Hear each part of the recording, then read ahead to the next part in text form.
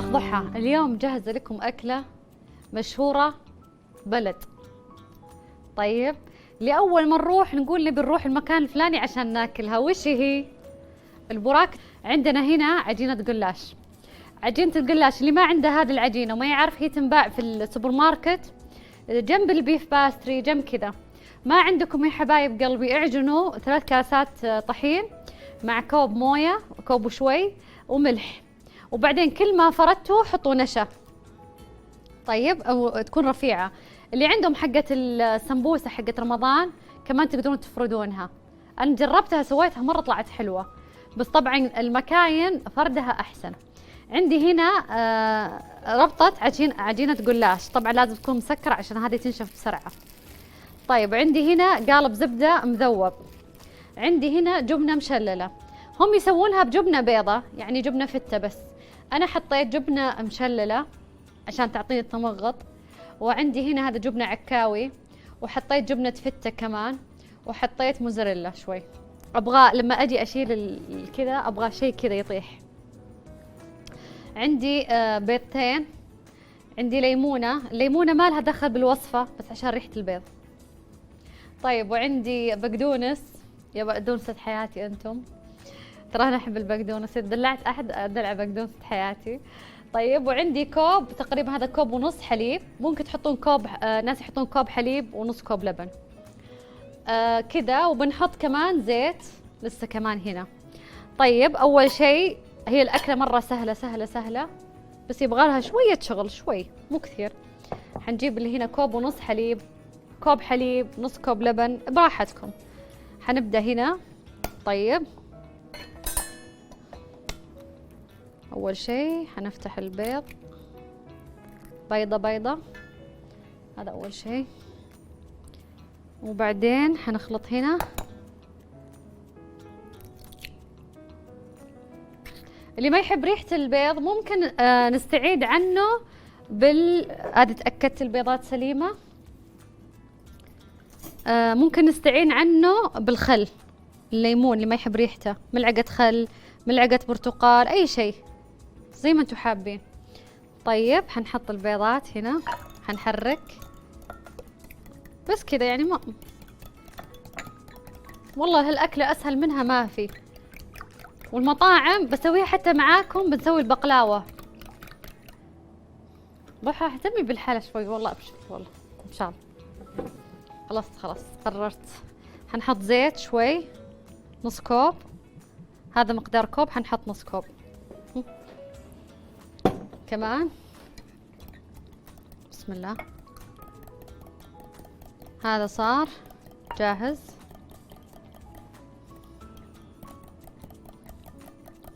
طيب الحين حنجي هنا حناخذ شوي ليمون. تبون تحطون بس فلفل اسود، تبون تحطون كذا زي شوية ليمون، اللي يريحكم سووه. ترى البيض يعني ريحته قوية، يعني أنا حتى المعجنات لما أجي أدهنها بالبيض أحط عليها شوي فانيليا سايلة عشان تروح الزفرة حقتها. خلاص بس عصرنا عصرة خفيفة ليمون، خفيفة خفيفة مرة. الحين نحط، ما بحط ملح، الأجبان كلها ملح، ملح وقبله أنا أحط فلفل أسود كمان عشان الريحة. طيب هذا أول شيء خلصنا، صار جاهز.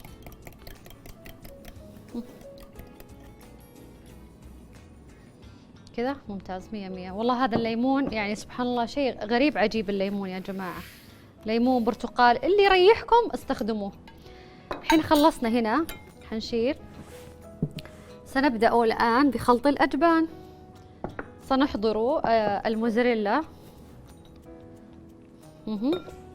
وسنحضر العكاوي. طيب أنا كنت بس بحط العكاوي ترى هي اللي يستخدمونها للكنافة، نقعوها بس تكون مالحة شوي كذا أتوقع كذا. خلينا نشوف الحين. بحط من الجبنة البيضة، أنا أحبها كلها جبن، براحتكم. تبون تسوون زيي، تبون تحطون بس نوع واحد، أنا متوصية فيها. طيب هذه الحين، وهذه بستخدم العكاوي المشللة كمان الحين بس. مهم.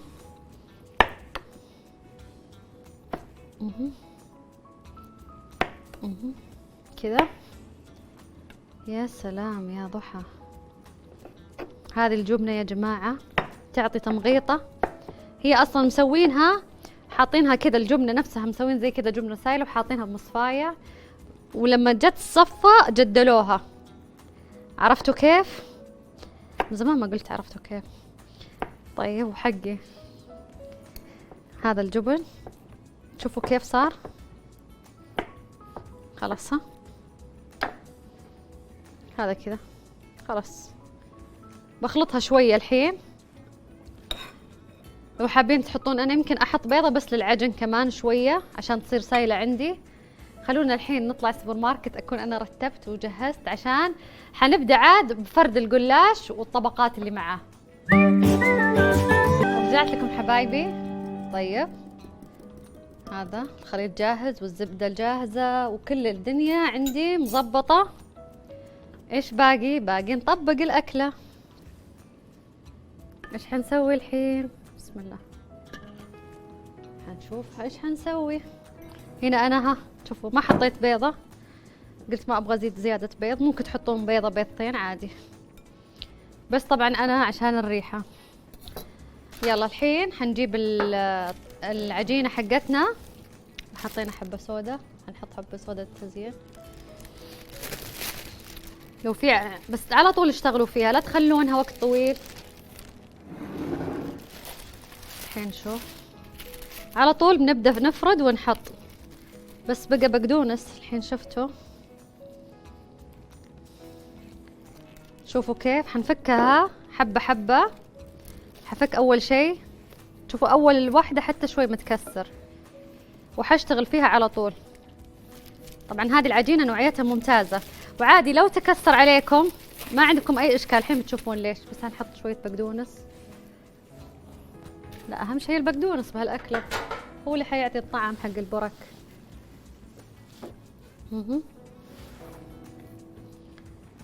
طيب هذا البقدونس صار جاهز. حنفرم شوية بقدونس. وخلاص أصير الحين أحط طبقة طبقة. يا بقدونسة حياتي أنتم. هذا بس كذا حنحطه. تبون تفرمونه ناعم، تبون تفرمونه خشن، عطى كذا الحين يعطي مع الجبنة ريحة ولا أروع. هذا صار جاهز. حنيجي الحين على المرحلة الثانية. أول شيء حنجيب الطبقات، حنسكر على طول، حنفتح ونحط. هذا أول شيء. عادي لو شفتوا هذا يعني ما حيجي 100% هو. حنبدأ الحين بس حنشتغل بسرعة معليش عشان ما ينشف عليه. أول شيء حندهن بس هنا شوي زبدة. طيب هحط شوية زيت زبدة. هذه أول طبقة بس عشان ونقول هذا ما أصلا هذا أصلا ما يلصق. بس هذا خليها هنا أحسن، ما تروح وتجي كثير. نبدأ أول طبقة. هذه أول طبقة بسم الله. عادي لو طلعت برا هذا كله بيدخل جوا بعدين عادي. أول طبقة سويتها ذاك اليوم، كنت جاية من السفر طلعت تجنن. سويتها أنا، عجنت عجينة ما كان عندي وكنت أبغى أجرب. سبحان الله، وكل ما أشتريها من السوق ما يحصل لي. سبحان الله. دهنة بسيطة بالزبدة، هم كل طبقتين من الجلاش طبقة زبدة. وهذه طبقة. هي الأكلة كذا. حنحطها بشويش. حنحط تقريبا 4 طبقات ونحط جبنة. نفس طريقة البقلاوة، يسوون نفس الشيء ويحطون ايش؟ فستق حلبي وبعدين الشيرة. ها عادي كذا. خلوها برا.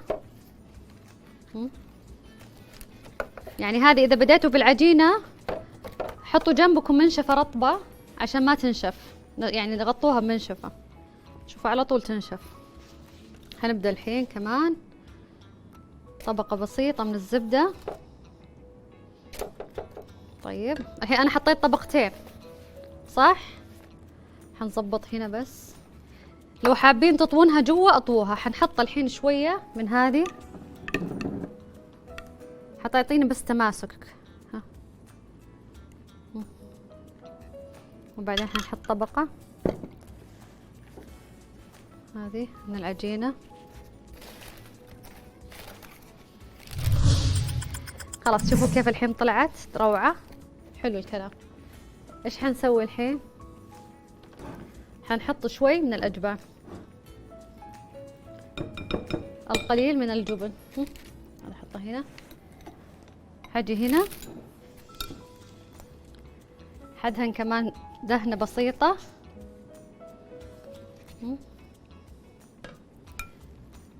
حنحط جبنة، حقعد أحط جبنة وأحط طبقة كذا، 4 طبقات بعدين جبن، بعدين 4 طبقات بعدين جبن، بعدين 4 طبقات بعدين جبن عشان تتماسك. حنحط من الحين أوريكم كيف. ها.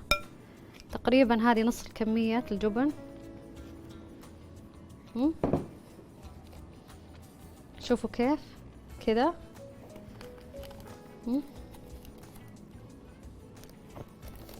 كذا حلو الكلام، حلو الكلام يا ضحى. حنحط شوية بس من مقدارنا بس كذا.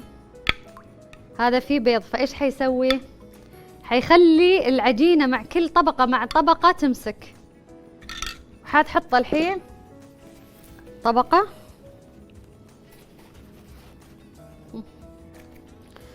طيب حبايبي، وانا حقعد ادهن واسوي زي هذه الطبقات. خلونا الحين نطلع فاصل نرجع لكم. اخر خطوة حخليها معاكم.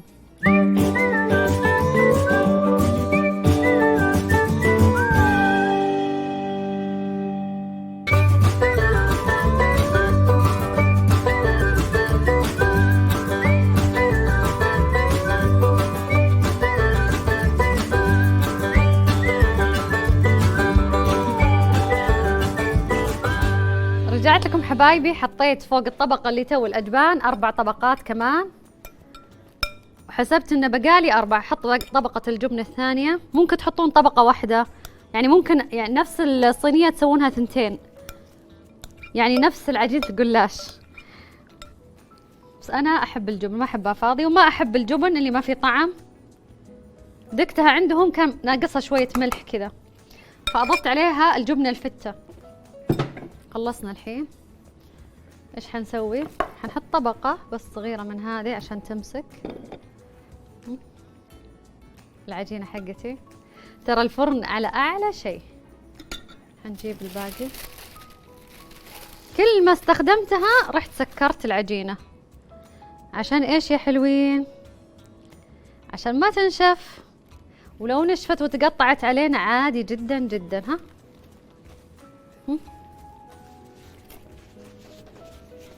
كذا كذا. بس احس اني انا حطيت طبقات كثيرة لهنا. شوفوا كيف.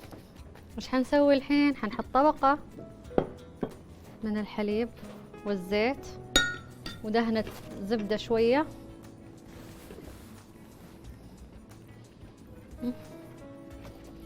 كذا حلو. بقالي اخر شيء وبعدين بقصصها وارتبها. كل حنية. هذا زي الرز حنون القلاش يزعول.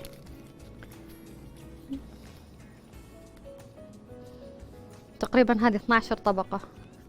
حطيت 2 جبن. معليش بس لأني لازم انتبه للعجينة. حنحطها من هنا. حطيت شيء من الحين اوريكم ايش سوينا بالضبط. كله حسويه معاكم، ما فيش حاجة صعبة مع الشيف ضحى. يا سلام. معي انا ستحترفين الطبخ لكل ست بيت. نعم، لكل مغترب ستطبخ ألذ الأكلات. معنا برنامج مطبخ الشيف ضحى.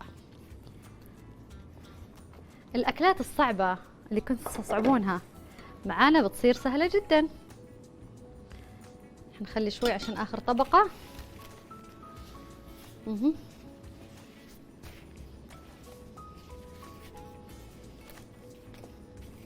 هذه آخر شيء.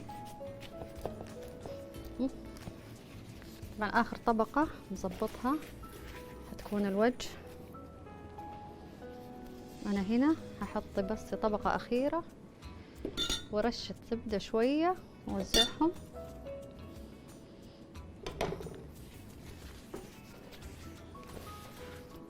كذا خلصنا العجينة يا حبايب قلبي. الفرن على أعلى شيء، حنشيلها وبعدين إيش حنسوي؟ حنبدأ عاد ندهن الطبقة الأخيرة. شوفوا كيف حطينا آخر شيء. حلو الكلام. هذه الأشياء شوفوا كيف حنسكرها من هنا كل الطبقات. حنقص الزايد شوية. هذه جيت من هنا وجبتها من هنا. حنسكرها بس كذا ونلفها هنا آخر طبقة كذا على الجنب. حتصير حفة. اللي ما يحب الحفة طيب ممكن يقصها بالمقص.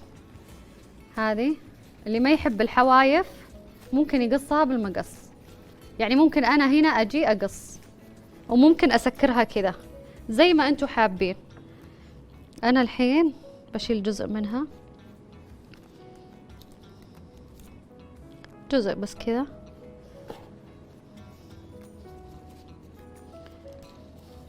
ممكن أنا لا أخليه وأحط زبدة يعني أسوي زي الصمغ الزبدة.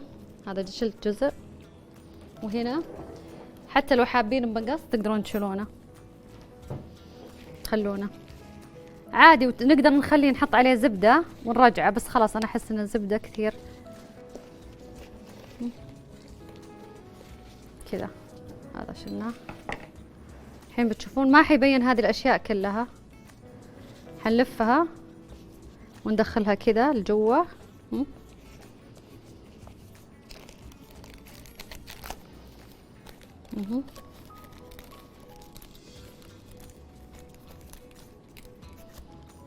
هذه أحس إن هنا زيادة، حنشيل شوية.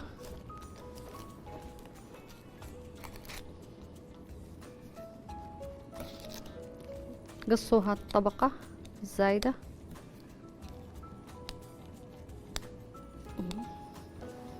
طيب الحين حنشوفوا إيش حسوي.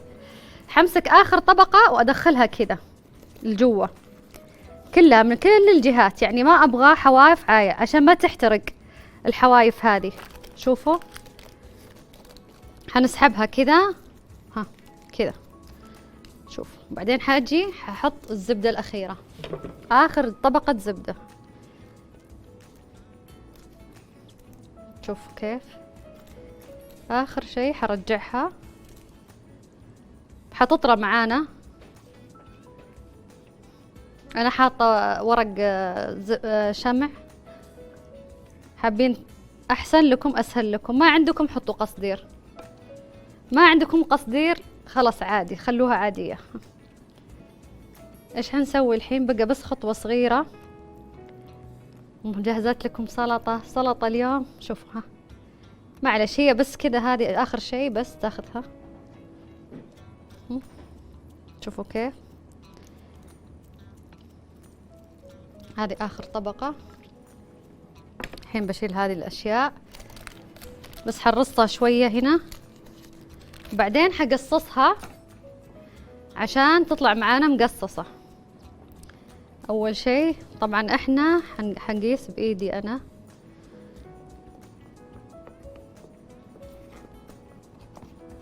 حقيس بإيدي عشان تطلع متساوية.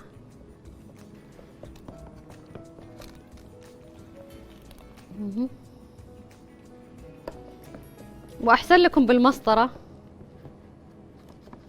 هنا حاجي هنا شوية طيب هذه كذا، وهنا حسويها 3.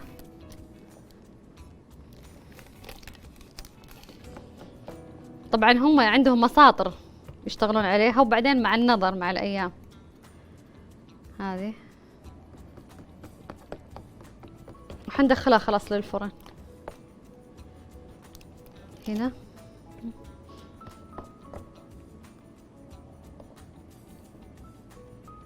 هذه كذا صارت جاهزة، بس حنعيد عليها بس إعادة. بس انتبهوا اللي حاب يدخلها الفرن، بس لا ترى حتى البقلاوة تنقص قبل، لأن إذا نفشت والفرن أعلى شيء خلاص كذا ممتاز. الحين بدخلها الفرن. آخر نظرة بعد ما قصصتها وضبطتها، بس أشيك عليها. العمل الفني، تعرفون عمل الطالب؟ قد سويتوا عمل طالب، هذا زي عمل الطالب عن جد يا جماعة. الليمون فرق مرة، ريحة العجينة أنا سويتها في البيت ما حطيتها ما طلع حلو.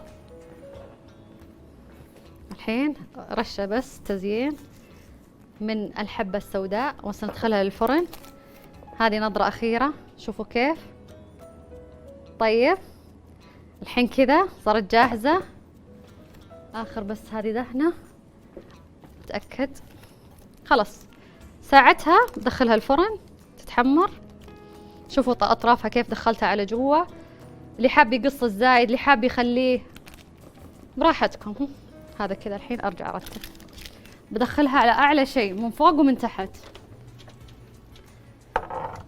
هذه صينيتي استودعت رب العالمين. طيب رجعت لكم. ايش حنسوي الحين؟ حنرجع للأكلة الثانية. طيب ترى هي سهلة مرة، بس هي يبغالها واحد مركز فيها وبسرعة يسويها. هذا خلصنا الحين، هذه أول أكلة خلصناها. طيب حبايبي بنسوي سلطة من مطعم مشهور عندنا في الرياض. سلطة كل الناس تحبها ومرة لذيذة، لذيذة مرة. طيب هي سلطة أرمنية، عبارة، خلينا نشغل الزيت، عن باذنجان مقلي. باذنجان مقلي حبايبي مع ايش؟ باذنجان مقلي مع جبنة مشللة، مع جبنة مجدلة، الجبنة اللي انتم تسمونها. طيب حبايبي ايش نحتاج؟ نحتاج باذنجان، نحتاج فلفل أحمر وفلفل أخضر، نحتاج نعناع، نحتاج بقدونس، زبادي عشان الصوص، وليمون، وحبة ثوم، والجبنة اللي الحين بنشتغل عليها. الجبنة أنا ما قصصتها ولا شيء، بوريكم ليش. وممكن تحطون إذا بغيتوا حبة خيار مفرومة عليهم. طيب الحين هذا شغلنا الزيت. حنبدأ أول شيء نقطع الباذنجان بالقشر حقه سميكة. القشر هم حاطينها مع القشر، ترى القشر يعطي طعم، وأنا سمعت إنه مرة مفيد للقولون، يعني مو القولون، يعني القشور هذه أنت قاعد تخسر ألياف لما تشيلها من الأكل. هذه أول باذنجانة، لو جبتوا باذنجان كبير كبير كان أحسن كمان. هذه عشان تتأكدون. شوفوا هذا الباذنجان الثانية، صار هذا الباذنجان الحين بقلي. طيب حبدأ بالصوص. الجبنة ايش حنسوي فيها؟ الحين تشوفون حنقص طرفها. طيب عشانها مالحة ممكن تغسلونها بعدين. اوكي هذه الجبنة بس هي ناشفة شوي، ممكن نغسلها شوي موية. بعدين حفككها. اوكي شوف هي لانها قاسية، بس عشان اوريكم كيف زي الشعر. هذه خلاص فكت. حنفتحها زي كذا. طيب بس اغسلها كذا بالمويه درجة وبعدين بحطها بس كذا. ممتاز. هذه بتصير طبقة ثانية. لسه الزيت يبغاله، حنقصر النار ونخليه شوية. طيب الحين سوينا، الحين بنبدأ عاد بالصوص، صوص السلطة. حنجيب الخلاط حنقطع ونحط فيه. نبغى صوص ثقيل. الحين انتم طبعا لما انا اقعد اقول لكم نبغى نسوي كذا ونبغى نسوي كذا، فايش تقعدون تفكرون؟ ننظف ايديني من الملح. تقعدون تقولون وش هالسلطه كيف؟ بس انا بسويها معاكم حبه حبه. الحين بحط الزبادي اول شيء. طيب ححط فص ثوم واحد بس، ما حكثر، ما ابغى نكهه ثوم قويه. حعصر الليمون، ححط بقدونس زي كذا. اوكي، حنحط نعناع. النعناع حنشيل العود حقه عشان ما يصير مر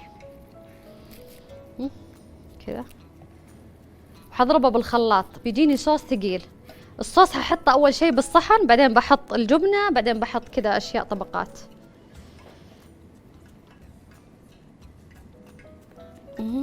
شوفوا كيف، يا سلام. هذا الحين، والحين بعصر الليمون. طب انا قبل ما الحين بس احط الباذنجانات بدون قلي. دقيقة، ننتبه عيدين. انا كل ما قلت انتم الله يستر. طيب حبايبي، خلونا الحين اقلي الباذنجان ونطلع بريك ونرجع لكم.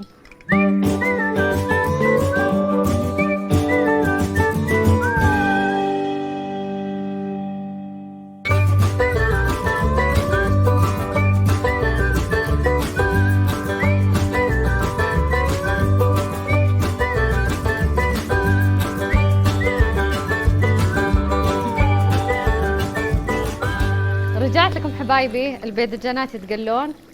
الجبنة شوفوا حطيتها في الموية، شوفوا عشان ايش؟ عشان اشيل من الملوحة، اخفف.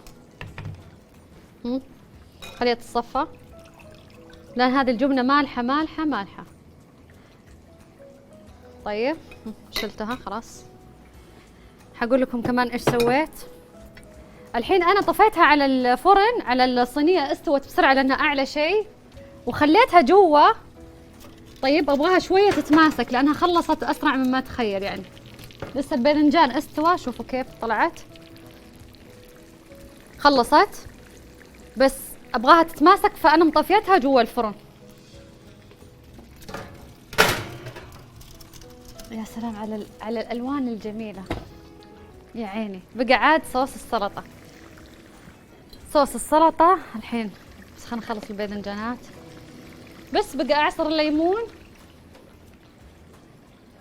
ونشغل عليه، ويمي يمي. كمان حناخذ شوي من زيت الليمون. جننتكم انا بالليمون يعني. هذاك اليوم في شيف، طيب كنت قاعده اشوفها من سبحان الله، يقولك اذا يعني تعلق شيء بالعقل الباطن، لقيتها زي كل شيء تحط عليه. حنحط شوي كمان غير العصير، حنحط شوي. حتى ممكن احط هنا كم حبة، بعدين ايش هذه اسوي فيها، ازين عادي، خليها هنا. يا سلام يا سلام، يا عيني على الليمون. الحين حنرجع نعصر الليمون عشان الصوص حقي. انا بخليها لسه ما شلتهم. ليش ما شلتيهم يا ضحى؟ ما شلتهم لسبب انه انا في الصوص هذا ابغى اذوق، يعني بخلي عشان الطعم يصير نفسه.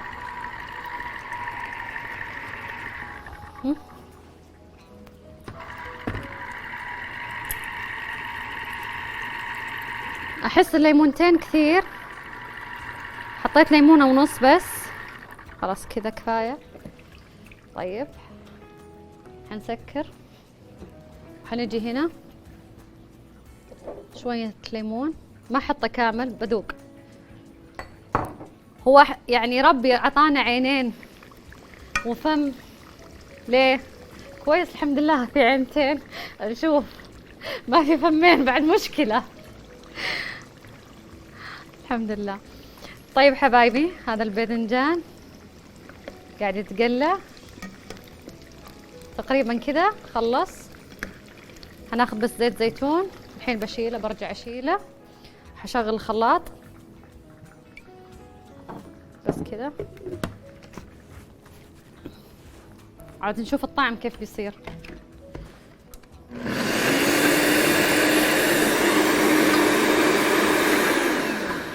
طب تدرون انا حخلي هذه الخطوة ايش بعد شوي عشان الصوت، عشان الباذنجانات لا يحترقون.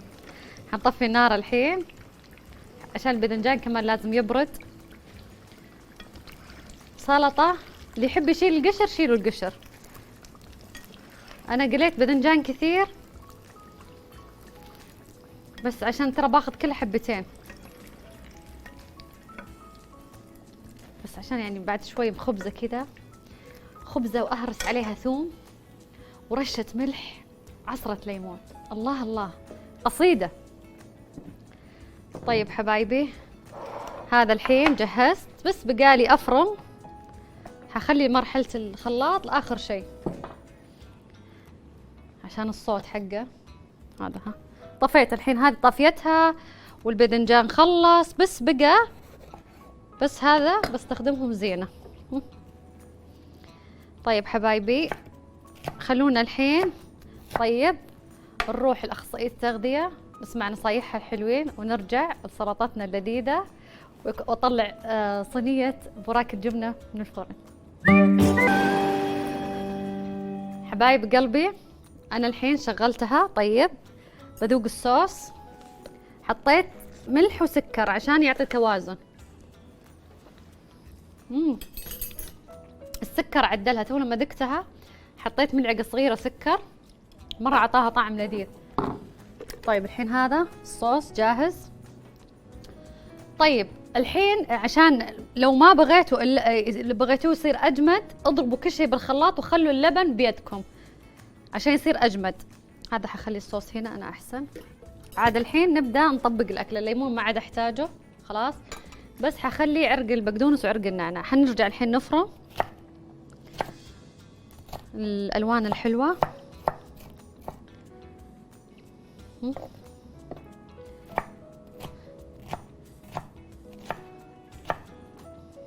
ما قلت لكم بخليكم تسوون أحلى المقبلات؟ يا سلام يا عيني، رد المقبلات معي أنا. هنحط شوية بالصحن بس كذا. طيب وبعدين حنحط الباذنجان. تبون تحطون حبة، تبون تحطون حبتين، أنا حط 3 كذا فوق بعض، كل واحدة تسند الثانية. طيب حنحط شوية من الجبنة، طبعا حسب الكمية اللي عندكم. ما شاء الله الجبنة. حنحط جبنة هنا، نزيدها شوي. اوكي حبايب قلبي حلو الكلام. حنحط الزيتونات هنا وهنا، هذا، وبعدين بنحط الاشياء هذه عليها تعطي لون. هذا الليمون، ححط عرق نعناع. ترى السلطة لذيذة، ترى هذه تنوكل حتى بالخبز، يعني بالمطاعم حاطينها هم مع المقبلات. بس كذا خلاص، كذا احس انه كفاية. طبعا هذه الاشياء انا بعدين بسوي لي صحن واقعد اكل. هذا اليوم هالحين هذه سلطة مطعم مشهور مرة لذيذة، ممكن تاكلونها بالخبز. الاشياء هذه حطيت معاها بقدونس، حطيت نعناع بس بالخلاط مع شوي زبادي. اللي ما يحبها جامدة اضربوا هذه الورقيات بالخلاط بعدين حطوا عليها الزبادي. حطيت هنا بس فلفل كذا رومي ملون. طيب ما ابغى احط شيء زيادة عشان لا يخرب، بس هذه زيتونة على الوجه. طيب الحين حشيل الصينية من الفرن. تماسكت اتوقع ان شاء الله. حوريكم طبقات.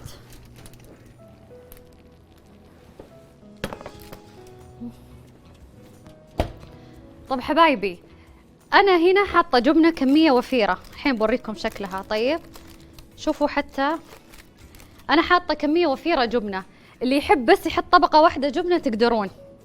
كل هذه الاشياء براحتكم. انا الحين شوفوا كيف طلعت مره حلوه، بس بحطها هنا. خليني اشيل هذه الاشياء عشان ارتب لكم شويه واوريكم كيف تطلع. ريحه الفلفل الرومي يا جماعه بس هذه ها حجيب صينيتي. تخيلوا اشيلها بدون البيض، اسويها ولا ما اسويها؟ حشيلها. حابين تحطون طبقة جبنة اللي ما يحب الأجبان، مو حابين براحتكم. أنا كذا بشيلها بكل سهولة. شوفوا كيف طبقاتها، شوفوا كيف طلعت. سجل يا تاريخ، سجل سجل سجل. طلع شكلها يجنن. بس الأشياء هذه لو شلناها الحين حتتفكك، بس شوي تجمد، عرفتوا؟ بس أنا ممكن أوريكم. بس هنا واحدة كذا، شوفوا طبقة الأجبان. أنا شوفوا ها، شوفوا الجبنة كيف والأشياء اللذيذة، عرفتوا؟ نقدر كذا مرة ثانية نعيد عليها بعد ما طلعت من الفرن.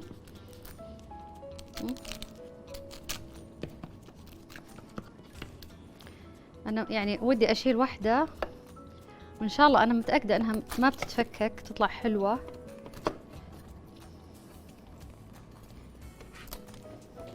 بس مو مخلوني أنا بعد الحين، بس تجمد شوية، لا أقعد أفشل نفسي قدامكم. شوفوا كيف شكلها طلع حلو. نقدر نسويها حالي ونقدر نسويها مالح. تقدرون تحطون طبقة واحدة من الجبنة، أنا حطيت طبقتين وغيرت شوي بالأجبان، وكلها براحتكم. ألف عافية علينا، نشوفكم حلقات جديدة معي أنا الشيخ ضحى، وحلقات ألذ وألذ.